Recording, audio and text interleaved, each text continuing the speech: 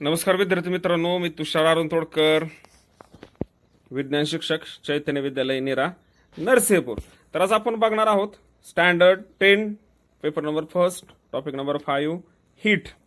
त्यातले महत्त्वाचे पॉईंट काय आहेत? Latent heat, regelation, anomalous behaviour of water, dew point and humidity, specific heat capacity. त्यातला आज आपण पहिला पॉईंट फक्त बघणार आहोत.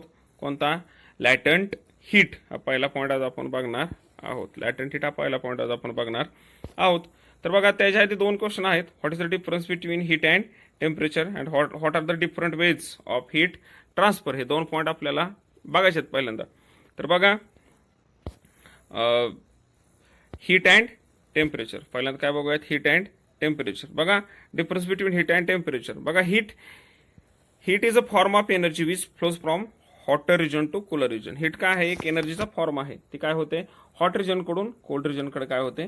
ट्रान्सफर होते. And second, temperature is the measurement of hotness and coldness of body. एखादं सबस्टन्स किती हॉट आहे किंवा किती कोल्ड आहे हे मेजर करणं, म्हणजे त्याचं काय मेजर करणं? टेम्परेचर मेजर करणं. त्यानंतर युनिट ऑफ मेजरमेंट. बघा, हीटचं युनिट काय आहे? जूल आणि केल्विन आणि सेल्सिअस. हे कशाचं युनिट आहे? कशाचं युनिट आहे? टेम्परेचरचं युनिट आहे. आणि प्रॉपर्टी बघा, the heat flows from hot area to cold area or hot region to cold region. And temperature increase when heated. Temperature increase when heated and decreases when cold. ज्यावेळी आपण heat वाढवतो त्यावेळी substance temperature काय होतं? वाढतं. आणि ज्यावेळी आपण हीट देणं कमी करू त्यावेळी टेम्परेचर काय होतं? कमी होतं. लक्ष राहू देत. त्यानंतर बघा, सर्वात डिफरन्समध्ये सर्वात महत्त्वाचा पॉईंट लक्ष राहू देत, त्यांच्या डेफिनेशन लक्ष राहू देत. बघा, काय लक्ष ठेवायचं? Heat is a form of energy. Heat is a form of energy and moves from hotter region to cooler region. And temperature is the measurement of degree of hotness and coldness of body. लक्ष राहू देत. Heat is a form of energy and moves from hotter region to colder region. And temperature is the degree of measurement of hotness and coldness of body. The next, what are the different types of heat transfer? Conduction, convection and radiation are the different types of heat transfer. लक्ष राहू देत. conduction, convection and radiation. Conduction, convection and radiation. These are the types of heat transfer. त्यातलं एक एक बघूयात, शॉर्टमध्ये बघूयात. बघा, conduction, the transfer of heat or electric current from one substance to another substance by direct contact. किंवा कंडक्शनचा experiment तुम्ही perform केलेला होता. बघा, एक तुम्ही असा रॉड घेतला होता, आयर्न रॉड. त्याला असे तुम्ही काय केलेले होते? नेल्स अटॅच केलेले होते आणि त्याला तुम्ही काय करत होता? असं हीट देत होता. त्यावेळी काय व्हायचे की नेल्स काय व्हायचे? ओळीने पाडायचे. म्हणजे पहिला आधी, दुसरा, नंतर असे ओळीने पाडायचे. तर ती हीट ट्रान्सफरची कोणती मेथड होती? कंडक्शन मेथड होती. बघा, in conduction heat is transferred from molecule to molecule. Molecule does not move from their original place. Only heat is transferred from molecule to molecule. एका मॉलिक्यूलकडून दुसऱ्या मॉलिक्यूलकडे असे काय व्हायचे? हीट ट्रान्सफर व्हायची. स्वतः सबस्टन्स काय होत नव्हतं? मॉलिक्यूल मूव्ह होत नव्हते. असे एका एंडकडून दुसऱ्या एंडकडे हीट काय व्हायची? ट्रान्सफर व्हायची. कशामध्ये? कंडक्शनमध्ये. Then convection. In convection, transfer of heat through a fluid cause by molecular motion. लक्ष राहू देत की कन्वेक्शनने हीट ट्रान्सफर होताना काय होतं की ते सबस्टन्स किंवा ते मॉलिक्यूल काय करतात? Itself absorb heat and move from one place to another place. स्वतः हीट ट्रान्सफर ॲब्सॉर्ब करतात आणि एका ठिकाणून दुसऱ्या ठिकाणी जातात. बेस्ट एक्झाम्पल बघित असेल तुम्ही की तुम्ही एखादी उदबत्ती लावता घरी कोपऱ्यामध्ये, तर तिचा वास पूर्ण घरभर पसरतो. कशामुळे? By convection. इथं सुद्धा कन्वेक्शन आहे. इथले वॉटर मॉलिक्यूल हीट ॲब्सॉर्ब करतात आणि वरच्या भागामध्ये जातात. ही सुद्धा काय आहे? कन्वेक्शन आहे. कन्वेक्शन कशामध्ये होणार आहे? फक्त लक्ष राहू देत. कोणत्या? फ्लुइड सबस्टन्समध्ये किंवा म्हणजे गॅसेस किंवा लिक्विडमध्ये. लक्ष राहू देत. And radiation takes place without medium नसताना रॅडिएशन होतं. Energy that is radiated or transmitted in the form of rays, waves किंवा पार्टिकल. बेस्ट एक्झाम्पल रॅडिएशन तर काय? Sun rays reach in our earth in space. From space there is a vacuum. आपल्या sun rays आपल्या अर्थपर्यंत पोहोचतात. कुठून? स्पेसमधून. आणि तिथं कोणतंही मीडियम नाही आहे, म्हणजे सॉलिड, लिक्विड, गॅसेस असं कोणतंही मीडियम नाही आहे, म्हणून तिथं काय म्हणतात? व्हॅक्यूम आहे. लक्ष राहू देत. Heat transferred by 3 method: conduction, convection, radiation. Conduction and convection require medium. In conduction, heat is transferred from molecule to molecule, from hot region to cooler region. In convection, molecules itself absorb energy and move from one place to another place. Conduction and convection both require medium, but in radiation takes place without medium. Radiationला कोणतेही medium लागत नाहीये. इथं तिन्ही ह्या diagram मध्ये तिन्ही method दिसतात बघा. हे वेसल काय करतात, हीट वेसलने हीट ट्रान्सफर होते मॉलिक्यूल टू मॉलिक्यूल. ही कोणती मेथड झाली, कंडक्शनने. त्यानंतर ह्यातले वॉटर पार्टिकल हीट ऍब्सॉर्ब करतायत आणि वरच्या भागामध्ये जात आहेत. ही कोणती मेथड झाली, कन्व्हेक्शनची. आणि आजूबाजूचे हे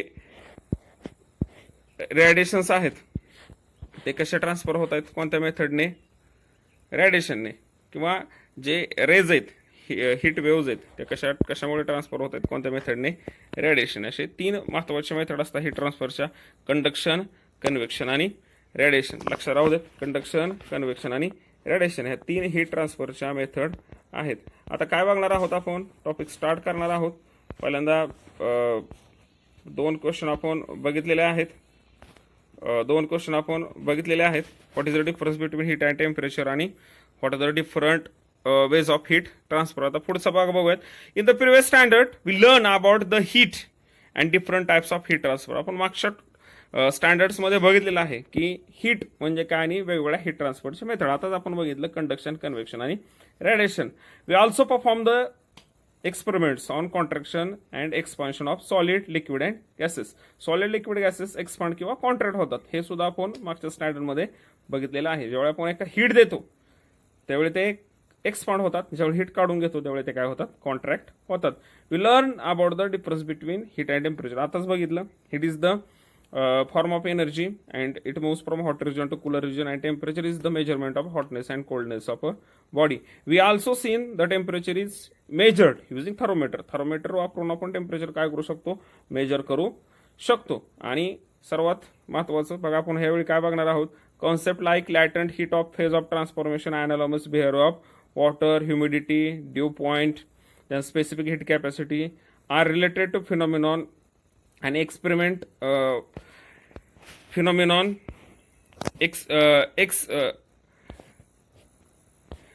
phenomena experienced by us in our day to day life. Let us learn about this concept. हे आपल्याला कॉन्सेप्ट आपल्याला बघायचे. बघा, पहिल्यांदा बघूयात लॅटंट हीट. पहिल्यांदा काय बघूयात, लॅटंट हीट. बघा, एक ऍक्टिव्हिटी आहे. ऍक्टिव्हिटीमध्ये काय केलेलं आहे, take a few pieces in a glass beaker. एक ग्लास बिकर घेतलेला आहे, त्याच्यामध्ये काय केलेलं आहे, ग्लास बिकर घेतलेला आहे, त्याच्यामध्ये आईसचे स्पीसेस घेतलेले आहेत. त्याने इन्सर्ट अ थर्मोमीटर. हा थर्मोमीटर काय केलेला आहे, तिथं इन्सर्ट केलेला आहे. Put a beaker on a stand and hit the ice using burner. आणि हा थर्मोमीटर त्याच्यामध्ये इमर्स केलेला आहे आणि हा जो बिकर आहे त्याला काय केलेलं आहे, हिट द्यायला चालू केलेलं आहे. आता काय होतं बघा, and record the temperature every minute. आणि प्रत्येक मिनिटचं टेम्परेचर काय करायचे, रेकॉर्ड करायचे. बघा, as the ice is heated it starts melting. आपण आईस काय करू, जसं हिट द्यायला चालू करू तसं तो काय होणार आहे, मेल्ट व्हायला चालू होणार आहे. स्टर the mixture of ice and water. Ice आणि वॉटरचं मिक्सचर काय करायचंय, स्टर करायचंय. Draw graph of temperature versus time.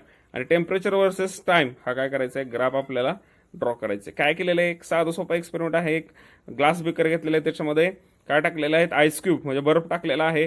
त्याच्यानंतर त्याच्यामध्ये एक थर्मोमीटर इमर्स केलेला आहे, घातलेला आहे आणि त्याला हीट द्यायला चालू केलेलं आहे. आणि आपल्याला काय करायचं, फक्त टेम्परेचर काउंट करायचं आहे. काय लक्षात येईल बघा आपल्याला, काय लक्षात येईल आपल्याला बघा, as you will observe that the temperature of mixture remains 0 degree Celsius till the ice melts completely. लक्ष राहू देत. काय होईल की ज्यावेळी आपण आईसला हिट द्यायला चालू करू, त्यावेळी टेम्परेचर वाढणार नाहीये. कुठपर्यंत वाढणार नाहीये, जोपर्यंत सगळे आईस क्यूब किंवा आईस काय होत नाहीये, मेल्ट होत नाहीये, तोपर्यंत टेम्परेचर वाढणार नाहीये. If you continue heating after conversion of all ice into water. वाढणार केव्हा वाढणार, तर ज्यावेळी सगळे आईस कशामध्ये कन्वर्ट होत नाही, वॉटरमध्ये कन्वर्ट झाल्यानंतर काय होणार, टेम्परेचर वाढणार. पहिल्यांदा टेम्परेचर वाढणार नाहीये, लक्षात राहू देत. बघा, the temperature of water start rising and it reaches at 100 degree Celsius. जसं हीट आपण द्यायला चालू करू तसं टेम्परेचर वाढणार आणि कुठपर्यंत जाणार ते 100 डिग्री सेल्सिअस पर्यंत. At that time water starts converting to steam. त्यावेळेस वॉटर कशामध्ये कन्वर्ट होणार आहे, स्टीम मध्ये कन्वर्ट होणार आहे. And temperature remains constant at 100 degree Celsius till the water converts into steam. The graph of temperature बघायचा आपल्याला तो ग्राफ. तर पहिल्यांदा समजून घ्या की काय केलेलं आहे आपण. आईस क्यूब्स किंवा आईस काय केलेलं आहे, बिकरमध्ये टाकलेलं आहे, हीट द्यायला चालू केलेलं आहे. टेम्परेचर पहिल्यांदा वाढणार नाहीये, टाइम जाणार परंतु टेम्परेचर वाढणार नाहीये. कारण का, हे जे हीट आहे ही ॲब्सॉर्ब केली, कुणी केली, आईस क्यूबने. आणि हीट ॲब्सॉर्ब केल्यानंतर काय होणार आहे, आईस क्यूब मेल्ट होणार आहेत. ज्यावेळेस सगळे आईस क्यूब किंवा आईस काय होणार आहे, मेल्ट होणार आहे, तेव्हाच टेम्परेचर वाढणार आहे. हे कुठपर्यंत वाढणार आहे, 100 डिग्री सेल्सिअस पर्यंत. पुन्हा 100 डिग्री सेल्सिअसला टेम्परेचर वाढणार नाहीये. हीट द्यायचं चालू करू परंतु टेम्परेचर वाढणार नाहीये. लक्षात राहू देत, टेम्परेचर वाढणार नाहीये. बघा, देन इन दिस ग्राफ, बघा ग्राफ आपल्याला बघायचंय. The AB represent the conversion of ice into water. Constant temperature, it is heated, melts at 0 degree Celsius and converts water at constant temperature. The ice absorb heat during this transformation and absorption of energy continues till the ice converts into water. बघा graph आपल्याला इथं बघायचे. बघा ग्राफमध्ये महत्वाचे आपल्याला point दिसतात की हा ग्राफ आपल्याला इथं बघायचे. बघा वेन वी स्टार्ट हिटिंग, बघा ॲट 0 डिग्री सेल्सिअस, आपण 0 डिग्री सेल्सिअसला हिटिंग स्टार्ट केलं तर बघा. देन ॲज टाइम गोज, बघा द टेम्परेचर रिमेन्स कॉन्स्टंट. आपण टाइम गेला म्हणजे आपल्याला ह्या 4 मिनिटापर्यंत टाइम गेला परंतु टेम्परेचर वाढलेलं नाहीये. टेम्परेचर वाढलं केव्हा वाढलं, ज्यावेळी सगळा आईस आहे तो कशामध्ये कन्वर्ट झाला, लिक्विडमध्ये कन्वर्ट झाला. म्हणजे AB हे टेम्परेचर काय राहिलं, AB हे ठिकाणी टाइम काय राहिला, कॉन्स्टंट राहिला, म्हणजे चेंज झालेला नाहीये. कुठपर्यंत, when all ice gets melts and converts into water. When it converts into water then temperature gradually increases. ज्यावेळी तो वॉटरमध्ये कन्वर्ट झाला त्यावेळी टेम्परेचर हळूहळू वाढलं. And it remain constant at 100 degree Celsius. 100 degree सेल्सिअसला टेम्परेचर पुन्हा काय राहिलं, कॉन्स्टंट राहिलं. आणि तिथून टेम्परेचर काय होणार आहे, कॉन्स्टंट राहणार आहे. कुठून, 100 डिग्री सेल्सिअसला. लक्षात राहू देत. म्हणजे काय झालं की पहिल्यांदा टेम्परेचर कॉन्स्टंट राहणार आहे पहिल्या स्टेजला, जोपर्यंत काय सगळा आईस कशामध्ये कन्वर्ट होत नाहीये, आईस सगळा मेल्ट होत नाहीये तोपर्यंत. हा काय आला, AB पोर्शन आला. त्यानंतर BC पोर्शन म्हणजे हळूहळू टेम्परेचर काय होणार आहे, वाढणार आहे. And it remains constant at 100 degree Celsius.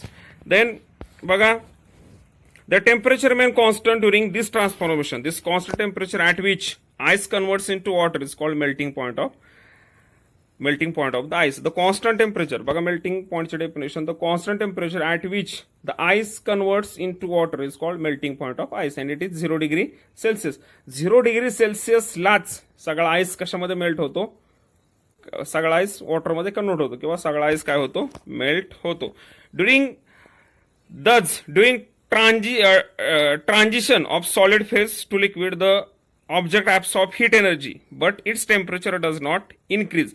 This heat is utilized from weakening of bonds between the atoms or molecules in the solid and transform into liquid phase. लक्षात राहू देत की पहिल्यांदा टेम्परेचर वाढत नाहीये. का वाढत नाहीये, because this heat energy is utilised for weakening the bonds present between atoms or molecules of solid. Atoms किंवा मॉलिक्यूल मधले जे बॉन्ड असतात ते बॉन्ड वीक करण्यासाठी किंवा लूज करण्यासाठी ही एनर्जी यूज केली जाते. पहिल्यांदा टेम्परेचर वाढणार नाहीये. कुठपर्यंत वाढणार नाहीये, सगळा आईस वॉटरमध्ये कन्वर्ट होत नाही तोपर्यंत. हे टेम्परेचर आपण हीट दिली, मग ही हीट कुठे गेली, टेम्परेचर का वाढत नाही, मग हीट कुठे गेली, तर this heat is utilise, heat वापरली जाते त्यासाठी to weakening the atoms or molecules, the bond between atoms and molecules. बघा, the heat energy absorbed at constant temperature during transformation of solid into liquid is called latent heat of fusion. आणि ह्यालाच काय म्हणतात, latent heat of fusion. एकदम सोपं आहे. The heat energy absorbed at constant temperature during transformation of solid into liquid is called latent heat of fusion. ह्यालाच म्हणतात latent heat of fusion. The heat energy absorbed at constant temperature during transformation of solid to liquid. आपण बघितलं जातं की ज्यावेळी बर्फाला आपण heat देत होतो, उष्णता देत होतो, त्यावेळी तो उष्णता ऍब्सॉर्ब करून घ्यायचा, परंतु टेम्परेचर वाढत नव्हतं. बरोबर आहे का? टेम्परेचर वाढत नव्हतं. कुठपर्यंत वाढत नव्हतं? जोपर्यंत सगळा बर्फ कशामध्ये, पाण्यामध्ये कन्वर्ट होत नव्हता तोपर्यंत. म्हणजे सॉलिड हा कशामध्ये कन्वर्ट होत नव्हता तोपर्यंत. म्हणजे फेज चेंज होते, सॉलिडची लिक्विड ही फेज चेंज झाली, परंतु कोणत्या टेम्परेचरला चेंज झाली तर कॉन्स्टंट टेम्परेचरला, एक समान टेम्परेचरला. त्यालाच काय म्हणतात? Latent heat of fusion. बघा, the heat energy absorb at constant temperature during transformation of solid into liquid is called latent heat of fusion. ह्यालाच लॅटेंट हीट ऑफ फ्युजन म्हणतात. The amount of heat energy absorb at constant temperature by unit mass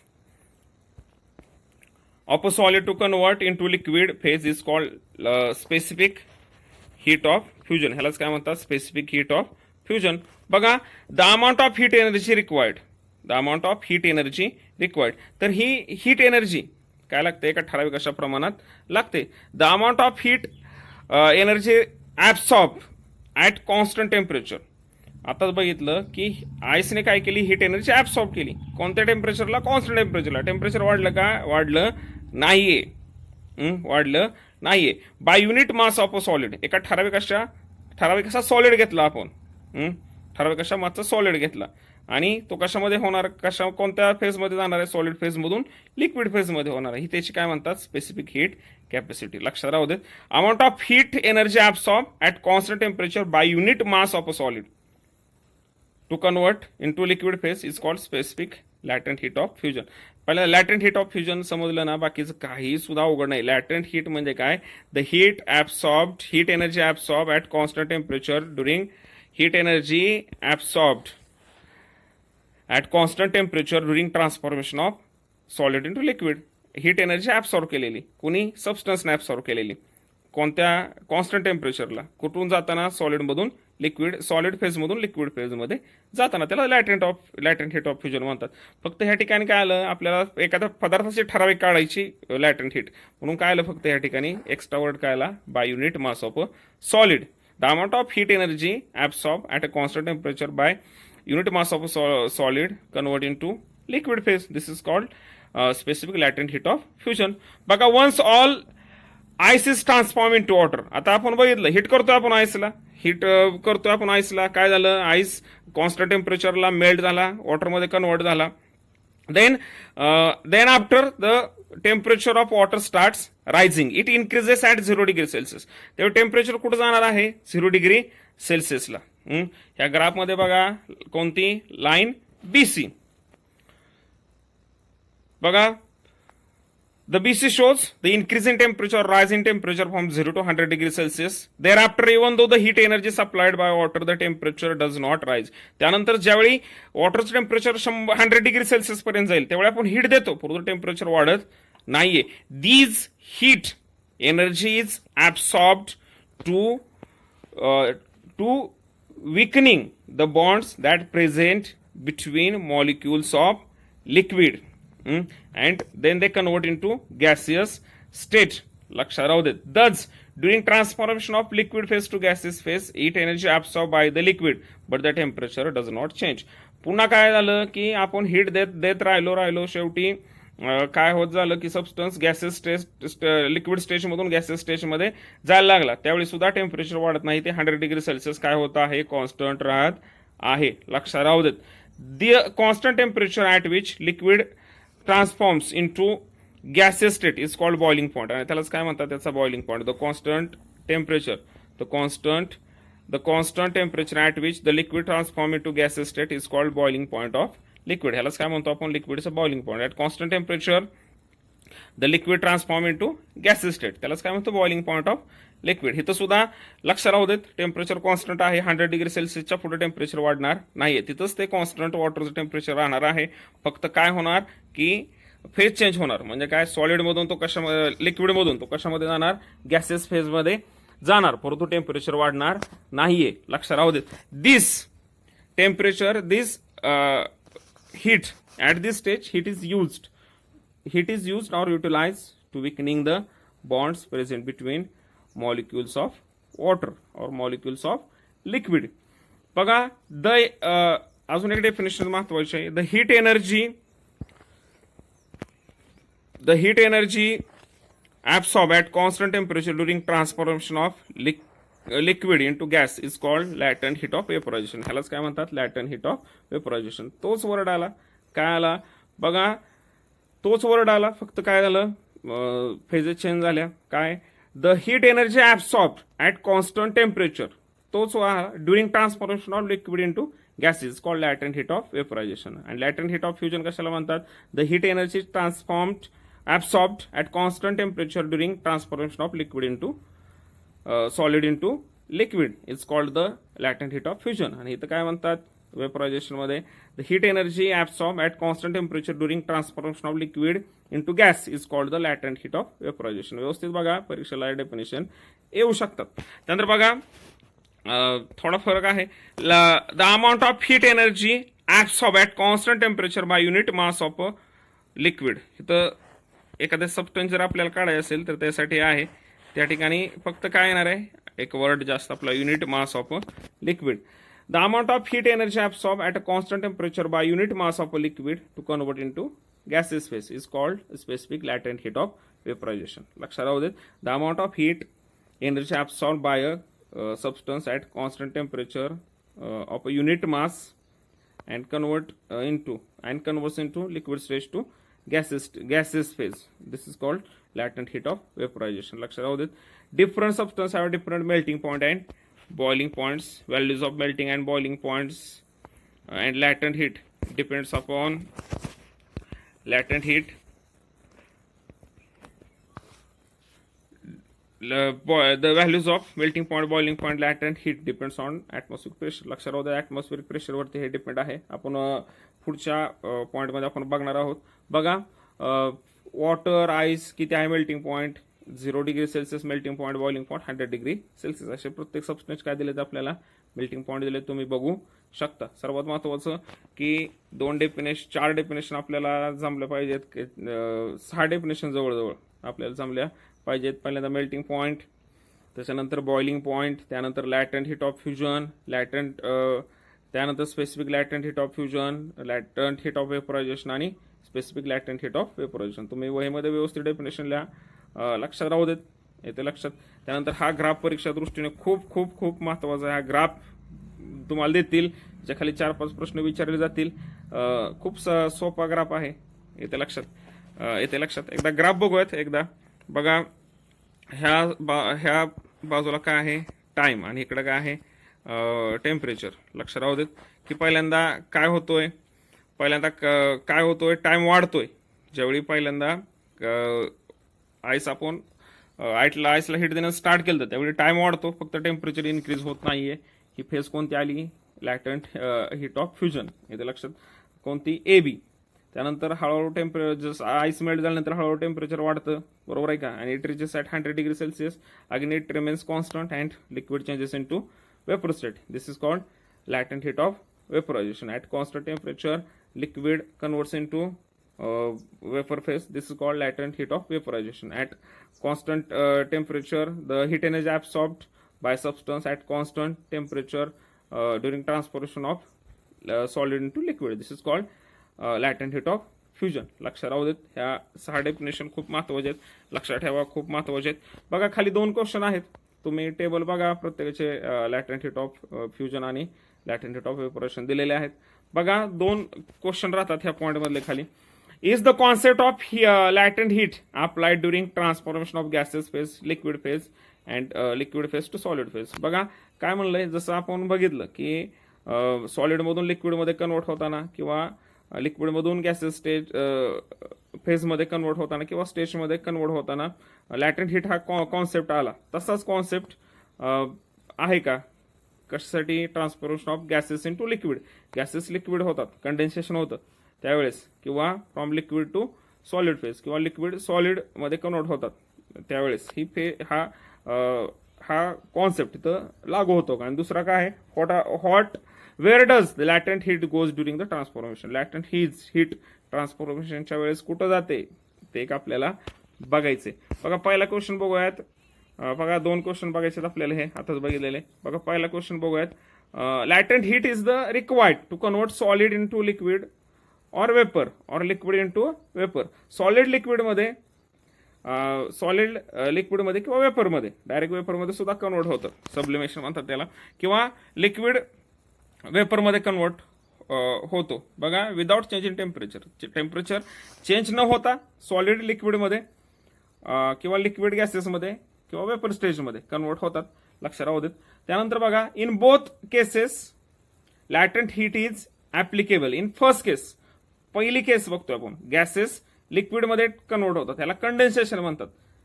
at constant temperature gases converts into liquid phase and this is called latent heat of condensation. आणि त्यालाच काय म्हणू आपण, latent heat of condensation. In second case liquid to solid phase, it is known as latent heat of fusion. लक्षात राहू देत. लॅटेंट heat of condensation काय म्हणायचं, ज्यावेळी गॅसेस कॉन्स्टंट टेम्परेचरला, the gases converts into liquid phase at constant temperature. This is called latent heat of condensation. It loses temperature of constant temperature, and in second case the liquid to solid phase, it is known as latent heat of fusion. Then second, the latent heat gets absorbed or sometimes get rejected by the actual object or the actual body during the transformation. लक्षात राहू देत की ट्रान्सफॉर्मेशनच्या वेळेस लॅटेंट heat कुठे जाते, तर ट्रान्सफॉर्मेशनच्या वेळेस लॅटेंट heat काय करतो, सबस्टन्स ऍब्सॉर्ब करतो. कशासाठी ऍब्सॉर्ब करतो शिकलो आपण, to loosening the molecules, loosening the bonds that present between atoms or molecules of a substance. For that purpose latent heat is utilised. Sometime it is absorb or sometime it is rejected during actual transformation. हे ठिकाणी आपला पहिला point संपतो, लॅटेंट heat हा पहिला point संपतो. त्यानंतर पुढचा पॉईंट घेऊन आपण नवीन व्हिडिओमध्ये भेटूयात. बघा आशा आहे तुम्हाला समजलं असेल. जर आवडला असेल, आशा आहे तुम्हाला समजलं असेल, आवडलं असेल तर यूट्यूब चॅनल सबस्क्राईब करा, तुमच्या मित्रांना शेअर करा. आणि धन्यवाद. पुन्हा भेटूयात पुढच्या पार्टमध्ये, पार्ट नंबर 2 मध्ये.